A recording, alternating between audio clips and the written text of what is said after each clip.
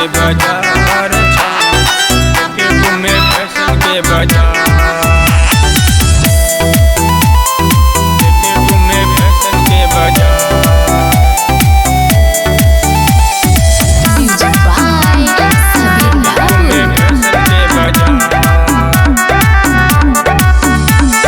पटना में पोट गईल, दिल्ली में शॉट गईल, बम्बे करौलस बवाल।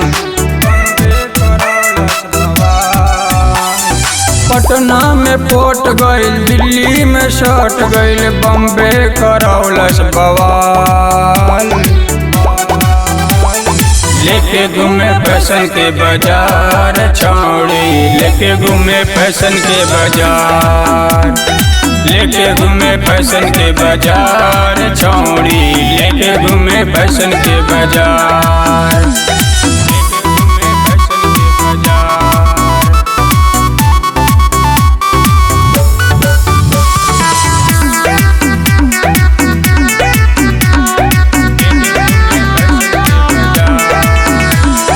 जहाँ से नंगा लौकेला टंगरी, ऊपर से नीचे देखौला सी सगरी।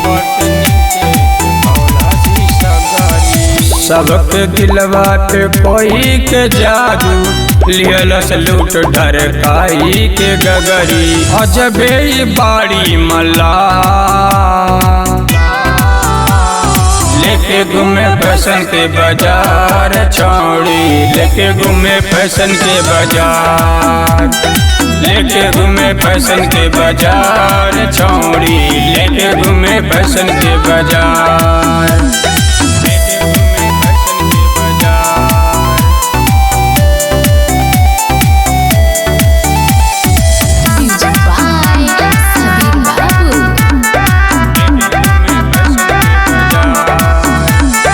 घरवा से करके निकलल बहाना, बड़े संगे हमरा जेके दीवाना। राधेश्याम मौर्य के सब कुछ लूटल, पीछा कैलीन कर छल भर में छूटल। ऐसन करौलस धमाल,